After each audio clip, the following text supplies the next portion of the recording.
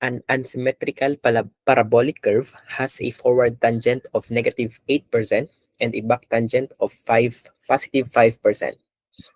The length of the curve on the left side is 40 meters long, while on the right side is 60 meters long. PC is at station 6 plus 780 and elevation 100 meters. A. Determine the stationing of the highest point. B. Determine the elevation of station 6 plus 820. C. Compute the elevation of the highest point on the curve. And D. If an outcrop is found at station 6 plus 800 that has an elevation of 98.4 meters, compute the height of fill needed to cover the outcrop. Okay? So yung D, meron tayong rock formation doon o yung malaking bato na madadaanan ng ating curve. So kailangan nating tabunan yon para makapag-construct tayo ng ating highway. So gano'n daw kataas yung itatabon natin para makover yung ating outcrop. First, i-draw muna natin yung ating curve para mas maintindihan natin.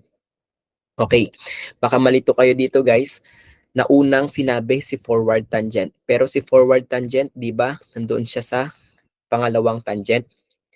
Baka mamaya ang mangyari dito, magawa ninyong sag curve ito. Kasi sabi na unang binigay si forward tangent, so maging -8 kayo. Then si back tangent, baka masabi nyo yan si forward tangent, so tataas. Pero nabaliktad ito guys, no? So malinaw naman dito, forward tangent, sabi, nasa right side yon. Si back tangent, nasa left side. Okay, so ganito siya. So si back tangent natin, pangalawang binigay, inuna si forward tangent, huwag kayong malilito. So 5%. Next, si forward tangent, -8%. So ito siya. So the length of the curve, so this is our curve. Length of the curve from the left side is 40 meters and from the right side is 60 meters. Okay? Next.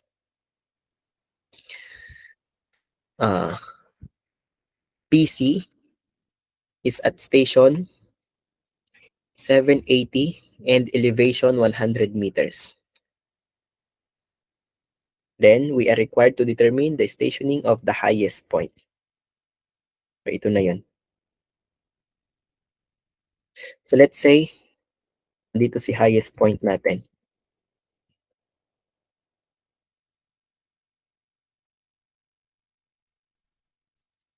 Ayan. So, again, para tama yung pag-draw natin ng curve natin, yung highest point dapat nandun siya sa side ng ating milder slope. Milder slope, 5 compared to 8. So, mas mababa yung slope nito. Mas mild yung slope niya. So, therefore, the location of the highest point is within this side. Okay? So, let's say this is our highest point.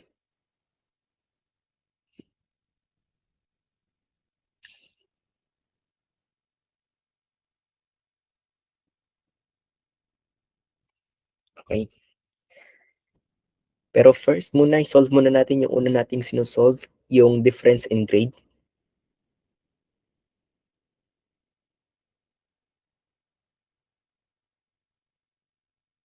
Okay ko na lang dito. The difference in grade will be G1 minus G2.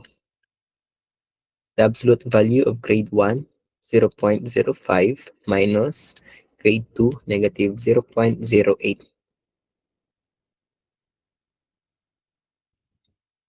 So therefore, our B will be equivalent now to 0.13. Okay. So, paano natin makukuha yung stationing ng highest point? How can we solve the station of our highest point given naman na yung station ni PC? Kung andito si highest point, di ba? Pangalanan natin to as our S1 na.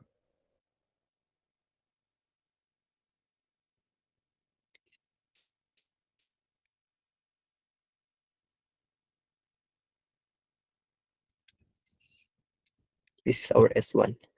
Guys, di ba, kung babalik tayo kanina doon sa ating formula, location of the highest point or the lowest point on the curve, kailangan muna nating ma-solve guys, no? Ginagamit natin tong when h is greater than g1 L1 over 2, gagamitin natin sa S1. When h is less than g1 L1 over 2, ito yung solve natin. Pero ginagamit natin to kapag hindi pa natin alam kung asan yung location ng highest point. Okay? Kasi parang ang ano nito, ang concept nito, kaya natin nas ginagamit ito kasi siguro hindi pa natin alam kung ano yung proper location ng highest point. Pero dahil nasabi naman na natin, alam natin that the location of the highest point ay nandoon sa side ng ating milder slope. Therefore, kung ito yung ating milder slope, therefore nasa G2 siya guys, no? Kung ito yung ating highest point. So ibig sabihin, hindi na natin kailangan pang gawin ito. Alam na natin na S2 na kaagad yung gagamitin natin. Siya ay from PVT na kaagad or from PT na. Let's say for example, yung problem naman natin for our problem number 4, yung ating milder slope ay nasa back tangent. Therefore, the highest point ay nandoon sa left side natin. So, kailangan pa ba nating malaman kung S1 or S2 ang gagamitin natin? Therefore, S1 na kaagad is kasi mula na siya sa PC. Okay? Pero para mas mag-gets natin, para mas mapatunayan nga natin, pakita ko lang tong S when H is greater than or less than G1 L1 over 2. Solve muna natin si H.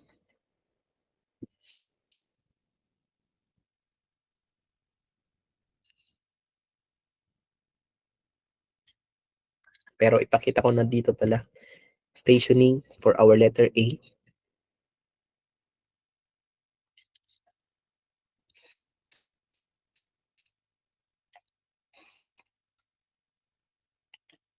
Station of our highest point that is equivalent to stationing of PC plus S1. Okay? Ito na siya guys, no? S1. Pero patunayan natin na nandoon yung highest point natin ay nandoon sa left side or nandoon sa S1. So, isolve muna natin sa H. H is equivalent to, for unsymmetrical, yung formula natin for H, L1, L2 multiplied by B over 2 multiplied by L1 plus L2. Ito yung formula natin kanina doon. Okay, let's substitute. Yung L1 natin, 40 meters. L2, 60 meters. Then yung B natin, 0.13 over 2 multiplied by 40 plus 60. Okay, so yung H natin ngayon will now be equivalent to 1.56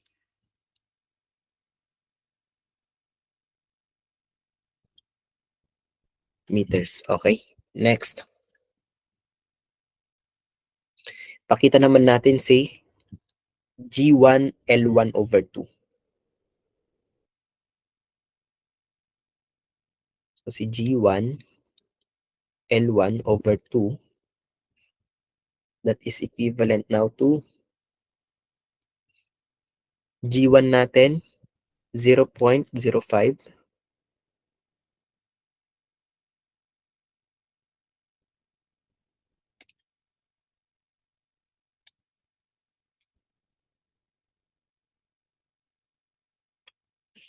0.05 L1 we have 40 meters and 2. This is equivalent to 1. Okay? So 1 compared by 1.56, therefore mas mataas si H. So S1 nga talaga yung gagamitin natin. Okay? So S1 na tayo. Then let's proceed in getting S1 na. Let's solve for S1.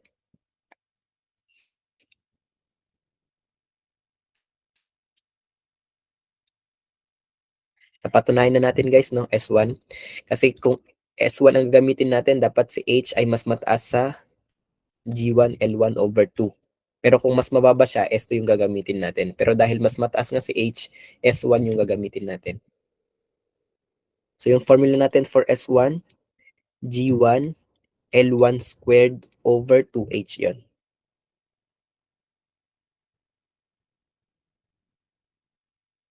Okay, substitute natin. G1, 0.05. L1, we have 40 meters squared over 2H, 1.56. Therefore, we can now solve for the value of our S1 that is equivalent now to 25.641 meters. Okay, so meron na tayong S1. Lagay ko na dito sa S1. We have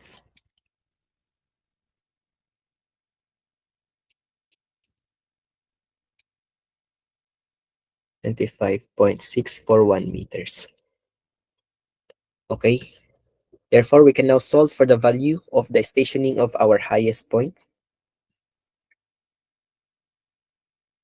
Going back to this equation, substitute ko na yung stationing ni PC natin.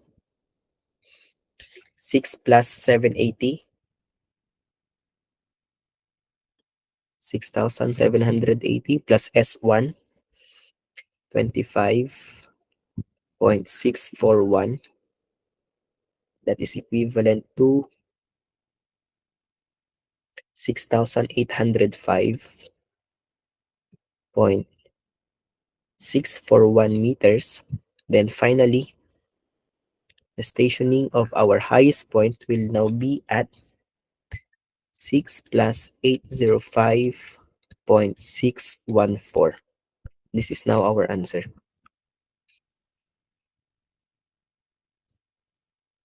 Okay, that is for our letter A.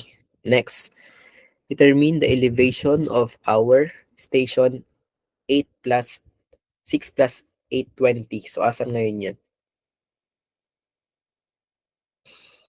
So, asan muna, i-locate muna natin itong 6 plus 820. So, asan kaya yon? Kung si PC natin ay nasa 780, asaan ngayon si 0.6 plus 820? Diba? Ang difference ng 820 minus 780, 40 meters. Therefore, yung tinutukoy palang station na 6 plus 820 ay nandito lang din pala. No? Kasi kapag 786 plus 780, plinas natin si 40 meters, nandun na tayo sa 6 plus 820. Therefore, ang tinutukoy pala niya ay ito. Itong point na to. Yan. So itong point na to ay nasa 6 plus 820 and nagkataon na ang tinutukoy niya ay yung location ng point of intersection natin when we just plus or when we just add 40 meters from the stationing of our PC. So ito na yung ating 6 plus 820. Ito na siya. So ano daw yung elevation natin dyan? So paano natin masosolve yung elevation dyan?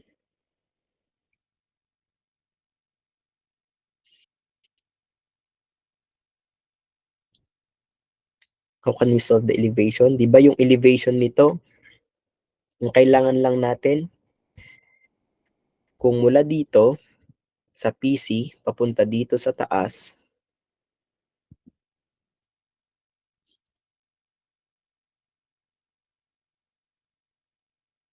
tawagin ko to as H1.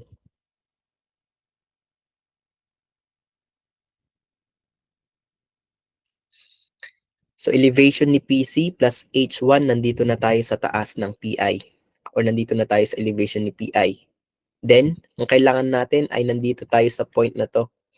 So anong ima-minus natin para makarating tayo dito? 'Di ba ito ay H din lang? Yan yung H natin kanina. So therefore, to get the elevation of 6 plus 820, elevation of PC plus H1, nandito na tayo, minus H, yun na yung ating kailangan. Okay?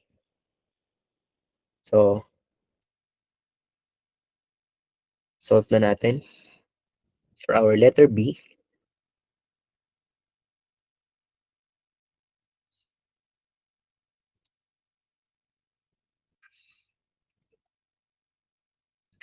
to get the elevation of 6 plus 820, that is equivalent to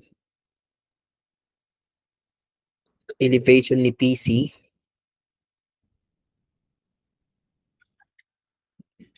plus H1 minus H. Okay? Elevation ni PC plus H1 minus H. Nandito na tayo. Okay, let's solve that. Pero, na-solve na natin si H. Ang kailangan natin muna si H1. How can we solve for the value of H1 using slope-intercept form? Meron tayong height nito, which is that is H1. And ano yung base natin ng triangle? L1. Therefore, to get H1, G multiplied by L1. Okay? Solve for H1 muna.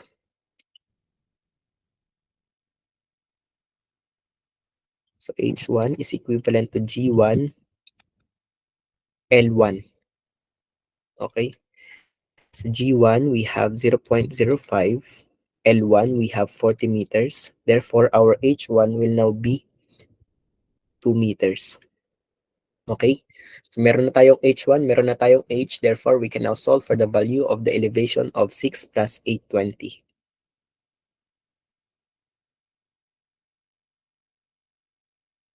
So una, elevation ni PC, which is 100 meters, plus H1. So yung H1 natin, 2 meters, minus H, yung malaking H, we have 1.56. Therefore, this is now our answer. Elevation, 6 plus 820 will now be equivalent to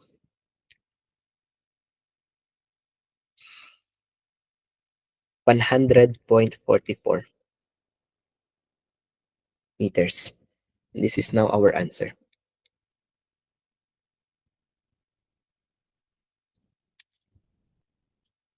Okay, for our letter C, compute the elevation of the highest point on the curve. Okay, so napatunay naman natin na ito yung highest point natin, no? So, gano daw yan kataas? So, dito na lang.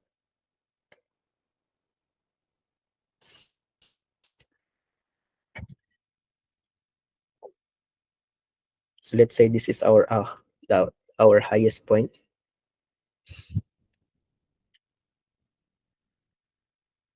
Ganun daw yan kataas. So, ang kailangan natin, guys, to get the elevation of our highest point, ito na lang, no? Gawin natin. Una, elevation ni PC. Then, di ba mula dito hanggang dito, extend ko lang ito, guys. Mula HP, papunta dito. Tawagin ko to as YP. Okay? So, if that is YP,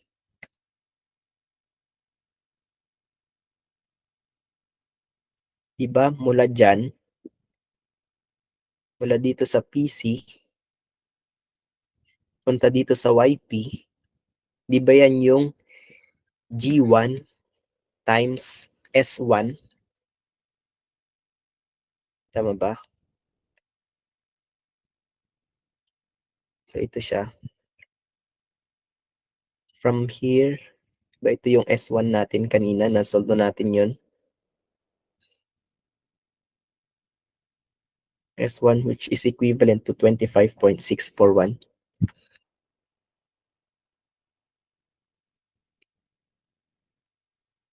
Okay, so tingnan natin tong triangle na to.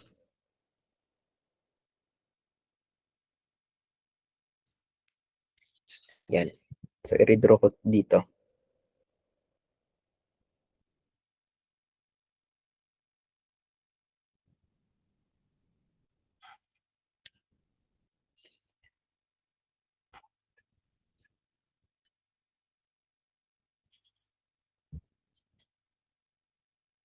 So, mula dito hanggang dito, let's say this is our YP.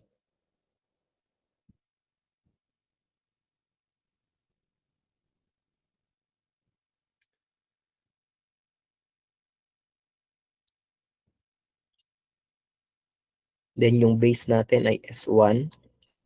This is our grade 1.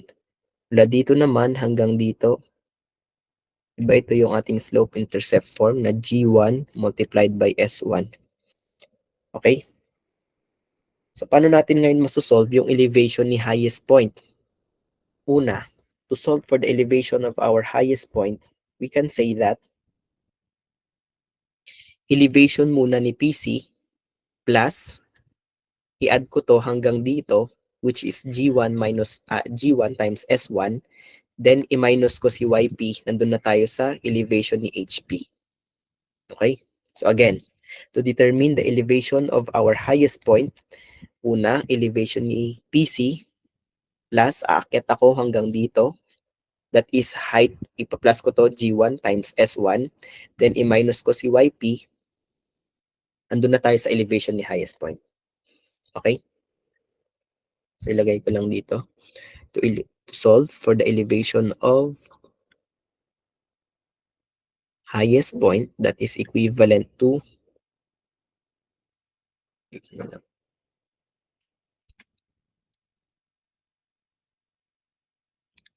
that is elevation of PC muna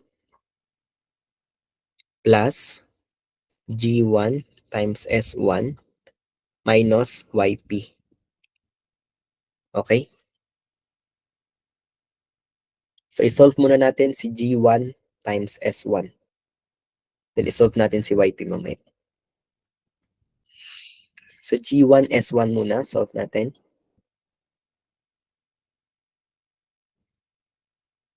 That is 0.05 times S1, 25.641. So this is equivalent to 1.282 meters. Next, how can we solve for the value of YP? So i-ratio and proportion na naman natin to. Gamitin natin yung squared property of parabola, di ba? This is H. I-ratio natin siya dito, which is 40. Then YP, i-ratio naman natin siya sa kanyang horizontal, S1.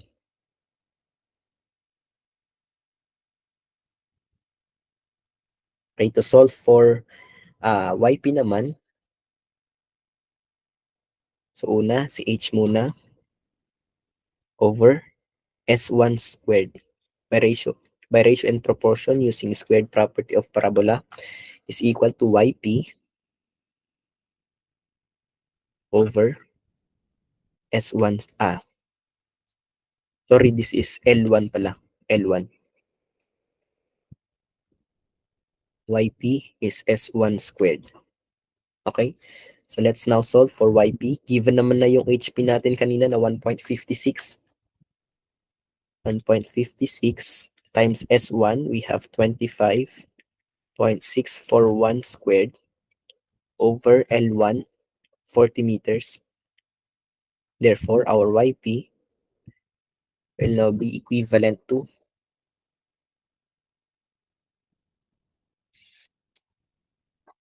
YP will now be equivalent to 0.641. Okay? So given na G1, S1, meron na tayo. YP, meron na rin. Therefore, we can now solve for the elevation of our highest point. Substitute natin, elevation of our PC. We have 100 meters plus G1, S1, 1.282 minus YP, 0.641. Therefore, the elevation of our highest point will now be equivalent to 100.641 meters. This is now our answer.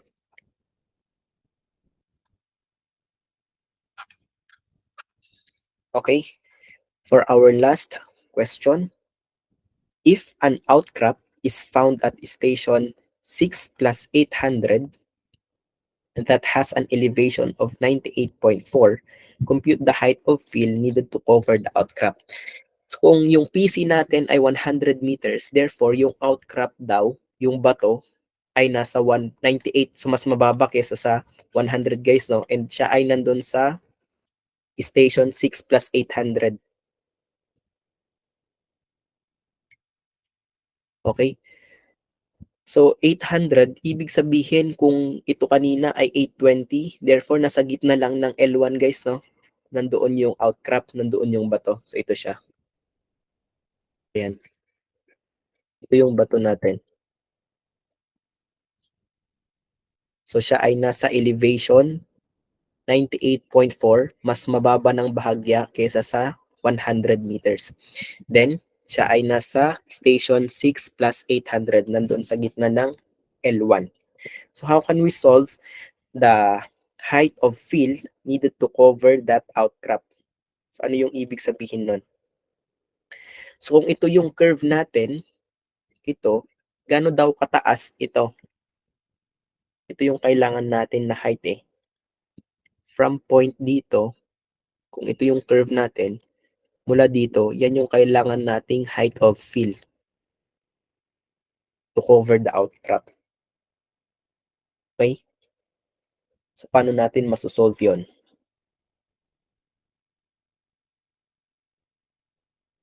Height of field needed to cover the outcrop, yan yung h of f natin. So, pangalanan ko to as point A.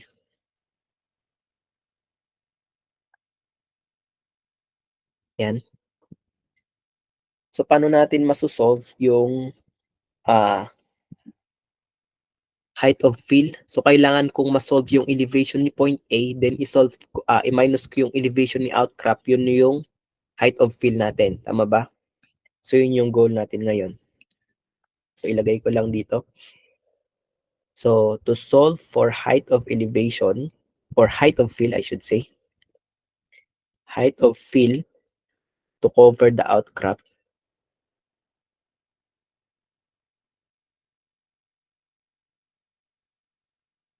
which is h of f. So, yung h of f natin, para ma-solve natin, una, kailangan ko yung elevation ni A.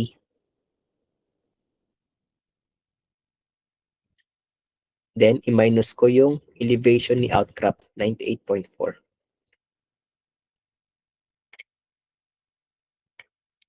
Yun na yung magiging sagot natin. But how can we solve for the elevation of A? Okay? So, paano na muna natin masolve yung elevation ni A? So, extend ko to. From point A, i-extend ko to hanggang dito. Andito na ako. Tawagin ko to as YA. Okay? Then, so kung YA yan, makakabuo ako ng triangle na ganito. From point dito, mula dito, pwede kong isolve yung height na to, which is G1 times yung yung horizontal distance na to. Pero sabi natin, yung station ni outcrop ay 6 plus 800 and yung station ni PC ay 6 plus 780. Therefore, yung itong distance na to ay difference ng dalawang station, 800 minus 780. So that is 20 meters na to guys, no? 20 meters na to. So 800 minus 780. So meron tayong triangle na ganito.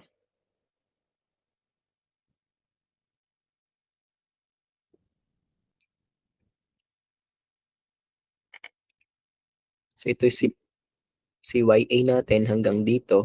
Dito si point A. Ito si YA.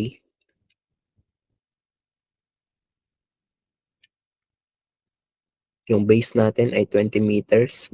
And this one, yung height na to, ay G1 times 20 meters. But this is G1. Okay, so isolve muna natin si G1 times 20 meters. So G1, we have 0.05 times 20. So this is equivalent to 1 meter. Okay. So, Kailangan ko muna 'to. Paano ko muna maso-solve si elevation ni A? How can we solve for the elevation of A? So, meron tayong elevation ni PC.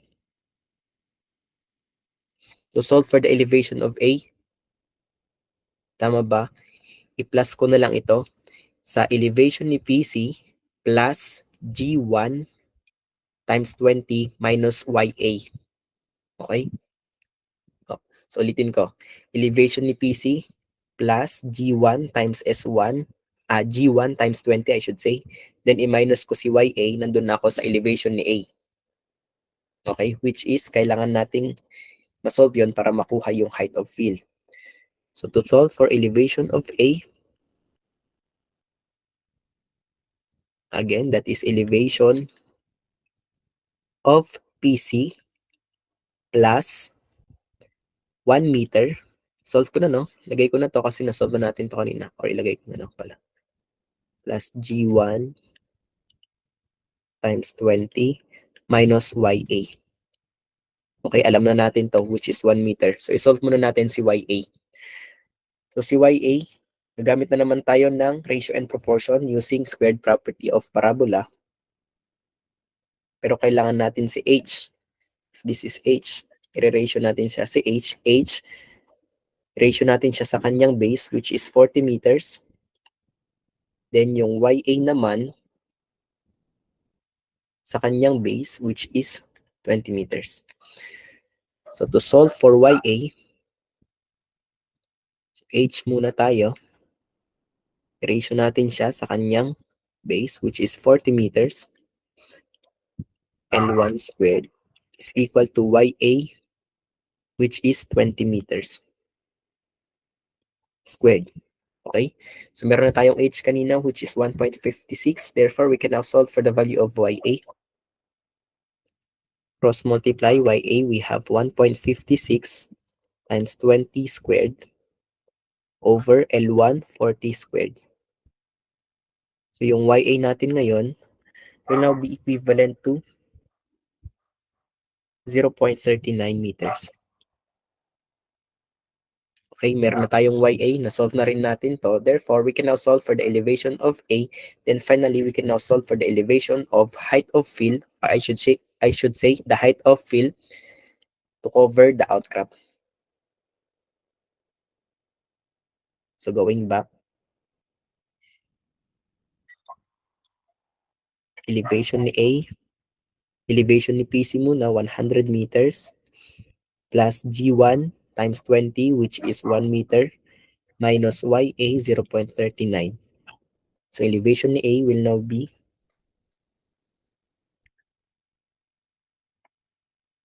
100.61 meters. Then finally, meron na tayong elevation ni A. Alam naman na rin natin yung elevation ni outcrop. We can now solve for the height of field to cover the outcrop. Substitute na natin, elevation ni A, 100.61 minus 98.4 meters. And finally, our answer, the height of field needed to cover the outcrop will be equivalent now to 2.21 meters. This is now our answer. And this ends our discussion for today.